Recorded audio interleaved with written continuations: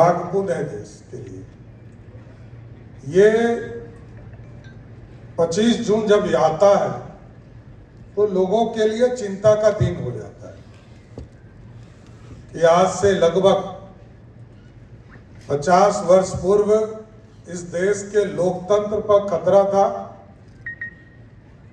अंग्रेजों को भगाकर इस देश के स्वतंत्रता सेनानियों ने देश को आजादी दिलाया, लेकिन कुछ लोगों ने लोकतंत्र की हत्या करना शुरू किया और संविधान हत्या दिवस के तौर पर आज देश में हम मना रहे हैं। और साथियों, मैं जरूर कहना चाहता हूं कि आज देश में यशस्वी प्रधानमंत्री नरेंद्र मोदी जी के नेतृत्व में विकसित भारत की कल्पना कर रहे हैं कि 2047 तक भारत कैसा होगा।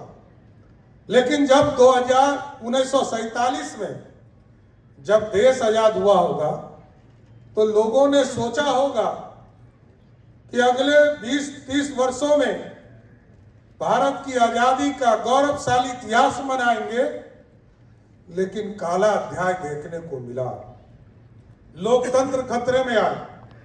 हम लोग तो छोटे रहे, लेकिन ये जरूर एहसास कर सकते हैं कि जिस तरह की स्थिति उत्पन्न हुई, स्वयं का चुनाव यदि रद्द हो जाए किसी प्रधानमंत्री का, वो देश में इमरजेंसी लगा दे और इमरजेंसी लगाने के बाद इस देश में राजनीतिक कार्यकर्ताओं को जेल में डाल दिया जाए, मीसा कानून लगाया जाए और इस देश के पत्रकार साथियों को भी जेल में डाला जाए।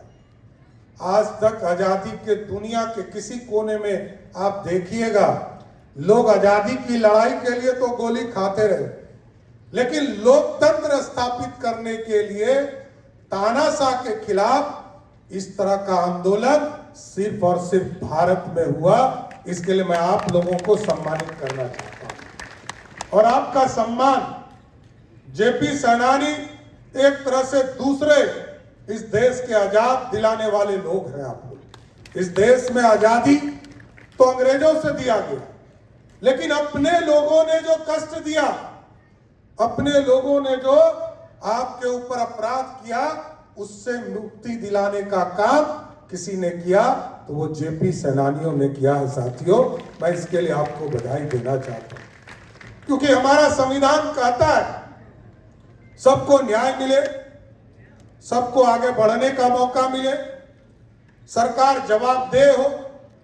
और सरकार इसलिए जवाबदेह हो क्योंकि हम जनता से चुनकर आते हैं।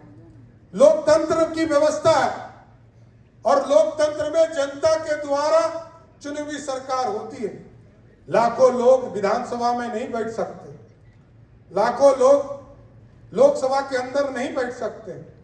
उनके बीच से चुनाव होते हैं और चुनाव जीतकर लोग जब जाते हैं तब सरकारें बनती है। साथी, आज मैं आप लोगों को जरूर आश्वस्त करता हूं, आपके सम्मान में जो भी छूटे हुए कार्य है उसको जरूर पूरा करने का काम हमारी सरकार करेगी, क्योंकि सरकार जवाबदेह है।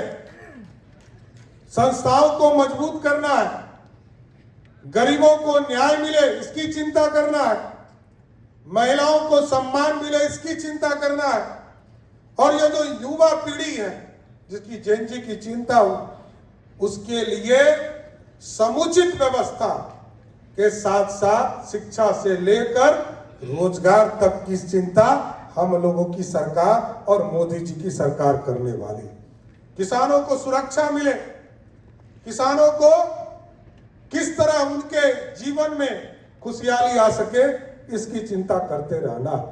इसलिए आज साथियों, आप देखते होंगे देश के यशस्वी प्रधानमंत्री जी लगातार भारत में, लोग कहते थे गरीबी हटाओ, गरीब को हटाना शुरू कर दिया था लोगों ने।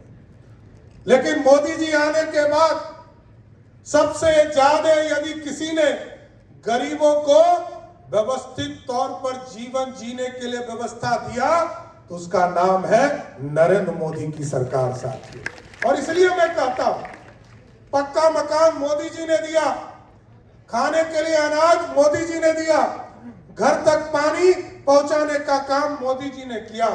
हमको याद है जब 2014 में देश के प्रधानमंत्री बने नरेंद्र मोदी जी, उन्होंने कहा इस देश के एक एक गांव तक बिजली पहुंचाना है, और पहुंचाने का काम किया। और हमारे मुख्यमंत्री उस समय नीतीश कुमार थे।